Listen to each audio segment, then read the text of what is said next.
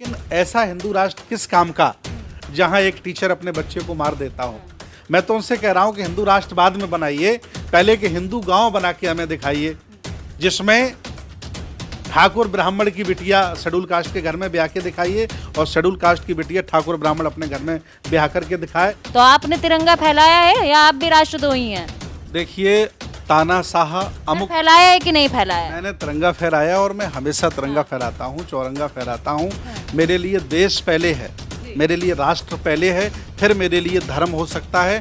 एक तरफ हम इस देश में आज़ादी का 75वां अमृत महोत्सव मना रहे हैं, लेकिन दूसरी तरफ अगर बात करें तो देश में कहीं ना कहीं कोई ऐसी खबर आ जाती है जिससे हम हताश हो जाते हैं। खबर जालौर की है। एक बच्चा, एक छोटा बच्चा और शिक्षक से प्रताड़ित हुआ। कहा जाता है कि शिक्षक जो है वो समाज को सुधारक होता है, समाज को गलत नीतियों से, कुरीतियों से बचाता है, लेकिन अगर एक शिक्षक ही भेदभाव करने पे उतर आए तो क्या होगा। नमस्कार, मैं हूं नलिनी और आप देख रहे हैं द जनता लाइव। हमारे साथ बातचीत करने के लिए बौद्ध भिक्षु सुमित रत्न जी मौजूद हैं। नमस्कार सर, स्वागत है आपका।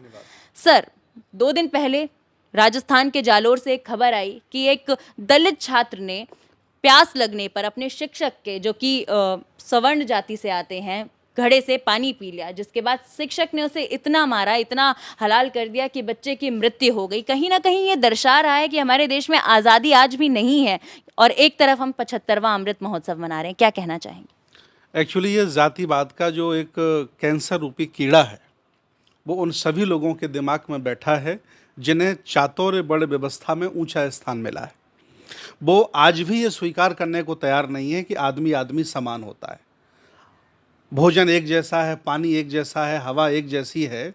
ये अपने घर में कुत्तों को सुला सकते हैं, ये गाय की पूजा कर सकते हैं, लेकिन अगर आदमी ने टच कर दे तो इनका अभिमान, इनका सामंतवाद जाग जाता है, इनका छत्रित्व जाग जाता है और ये हत्या करने पर आमादा हो जाते हैं। बेशक मैं कहता हूँ, मैं गर्व से कि मैं भारत का निवासी हूँ, लेकिन इस घटना के बाद अब हमें गर्व से नहीं बल्कि शर्म से कहना पड़ रहा है कि मैं भारत का निवासी हूँ।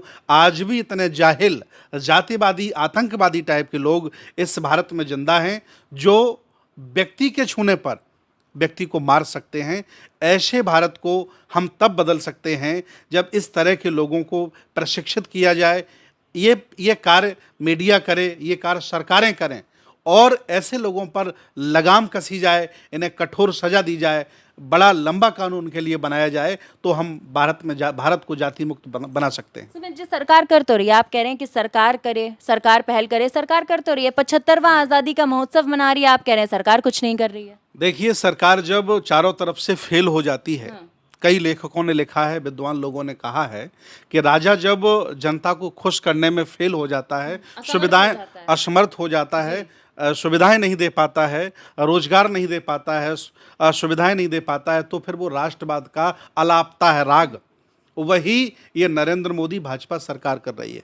मैं पूछना चाहता हूं कि 15 अगस्त जिसे ये मना रहे हैं, इस 15 अगस्त के लिए इनके बाप दादाओं का क्या योगदान है?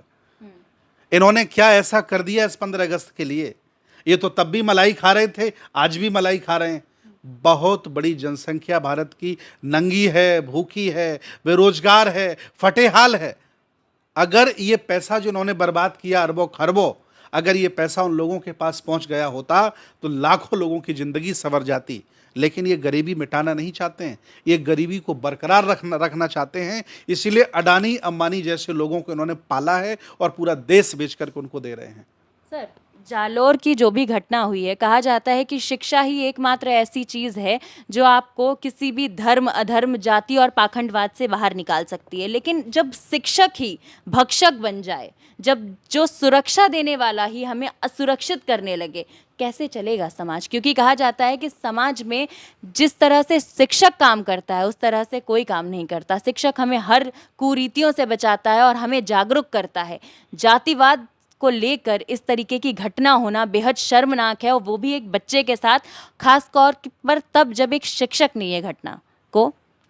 देखिए, काल्पनिक ग्रंथों की अगर हम बात करें तो द्रोणाचार्य के कैरेक्टर को उठा के देख लिए कि उसने एक असहाय, कमजोर और जैसे कोई शूद्र कहता, कोई अछूत कहता, कोई दलित कहता है, कोई वंचित कहता, मैं असहाय और कमज़ोर कहता हूँ। उसके साथ द्रोणाचार्य ने क्या किया, ये काल्पनिक कहानी है। दूसरी और अगर काल्पनिक कहानी की बात करें तो शंभूक ऋषि के साथ राम ने क्या किया, ये काल्पनिक ग्रंथ हैं, स्वयंलायक उपन्यास। अगर हिस्टोरिकल बात करें तो बाबा साहब के साथ इन्होंने क्या किया, भाई ये संघर्ष तो बाबा साहब ने लिया है। चावदार तालाब में पशु पक्षी पानी पी सकते थे, लेकिन एक इंसान पानी नहीं पी सकता था। उसका आंदोलन बाबा साहब ने चलाया। ये आंदोलन चलते रहना चाहिए।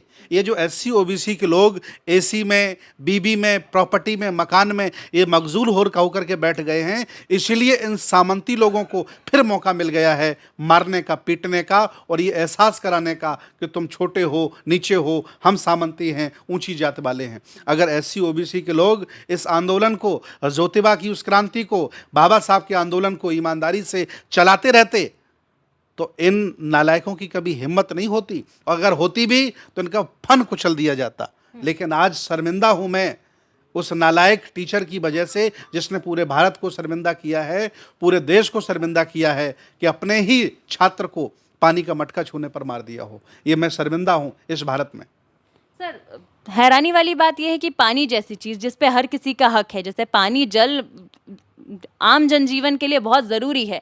अगर माता ज्योतिबा फूले और माता सावित्री भी यही सोच लेते और अपने घर में कुएं का निर्माण नहीं करते तो फिर कैसे काम चलता। जो दबा कुचला समाज है वो तो पिछड़े का पिछड़ा ही रह जाता, वो तो पानी से भी वंचित रह जाते। जालौर में एक छोटे बच्चे को सामंती ने मारा है, लेकिन मैं याद दिला दूं, ज्योतिबा राव फुले ने अपनी बाड़ी में जब कुआं बनाया था पूना में, और जब वो पीने वाला पानी माहरों के लिए खोल दिया था, जिन्हें अछूत कहा जाता था, वो सैनी थे, माली थे, तो उनके ही भाई ने ज्योतिबा राव का सर फाड़ दिया था, खून निकाल दिया था। तो ये जो जाति का श्रेष्ठतम जो सामंतवाद है, ये किसी भी आदमी के दिमाग में बैठ सकता है। इसको साफ करने की ज़रूरत है, इसके खिलाफ अभियान चलाने की ज़रूरत है, सरकारों को आने की ज़रूरत है। लेकिन सरकारें अंधविश्वास, पाखंड, सामंतवाद परोस रही हैं, हिस्सेदारी तक नहीं दे रही हैं। जिस जाति का राजा बन जा रहा है, चाहे वो प्रधानमंत्री हो, चाहे वो मुख्यमंत्री हो, जिस विचारधारा का, उसी विचारधारा को बढ़ाने में लगा है और सबको वो मेटना चाहता है, ख़त्म करना चाहता है, नेस्तनाबूद करना चाहता है। ऐसी उसकी मानसिकता है। अगर सरकार सामंती न होती तो टीचर भी ये कभी सामंतवाद नहीं फैलाता, अपने बच्चे की हत्या नहीं करता। मतलब कहीं ना कहीं ये जो पूरे इस तरीके की घटनाएं हो रही हैं, इसमें सरकार का भी बहुत बड़ा योगदान है।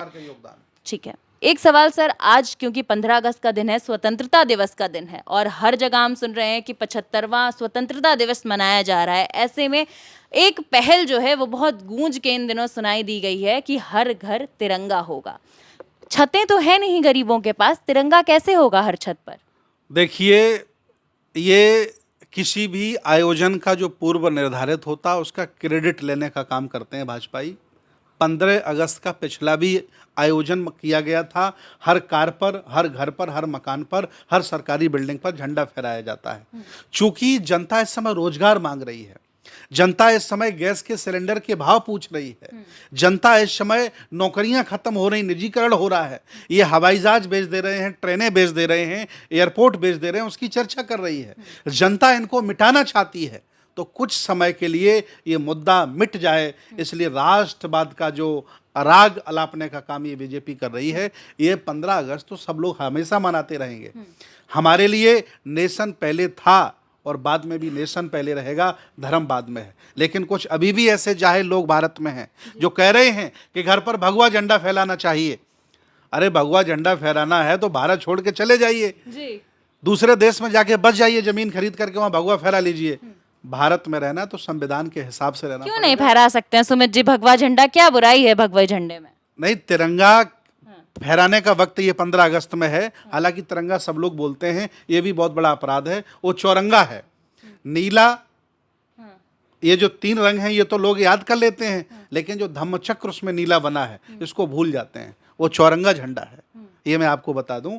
वो तिरंगा तिरंगा सब लोग चिल्लाते हैं, लेकिन वो चौरंगा झंडा है, उसमें 4 रंग हैं। सुमित जी, आपने एक बात कही है राष्ट्रवाद की, तो अभी उत्तराखंड से बीजेपी के ही एक प्रवक्ता और एक कार्यकर्ता ने बोला है कि भैया अगर आप तिरंगा नहीं फैला रहे हैं तो आप राष्ट्रवादी नहीं हैं। तो आपने तिरंगा फैलाया है या आप भी राष्ट्रद्रोही हैं?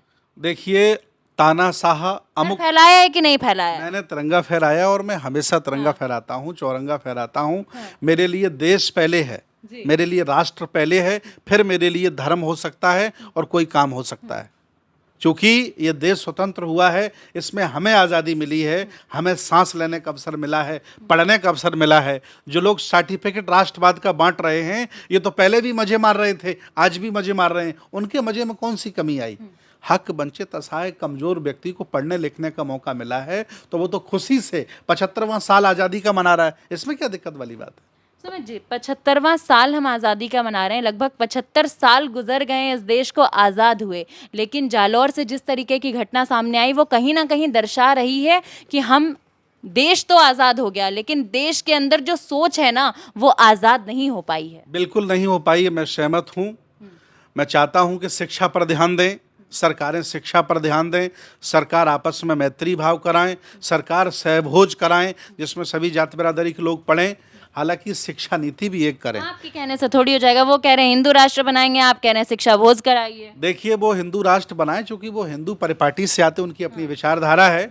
लेकिन ऐसा हिंदू राष्ट्र किस काम का जहां एक टीचर अपने बच्चे को मार देता हो?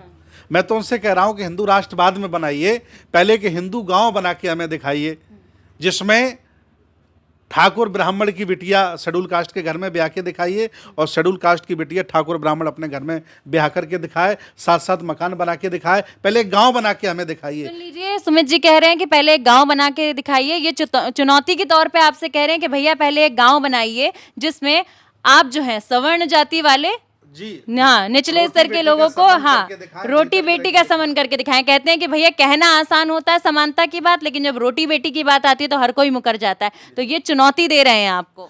देखिए, हर आदमी यहाँ जातिवादी है, हर आदमी यहाँ सामंतवादी है। जिसको जब जब मौका मिलता है वो अपना असर दिखाई देता है। आज इनको मौका मिला तो पूरा ये अपना सामंतवाद फैला रहे हैं, जातिवाद फैला रहे हैं और राष्ट्रवादी होने का ये सर्टिफिकेट बांट रहे हैं। इस राष्ट्र के आज़ादी में इनका रत्ती भर योगदान नहीं है। वो आज राष्ट्र को, देश के लोगों को, हम जैसे लोगों को राष्ट्रवाद का सर्टिफिकेट बांट रहे हैं।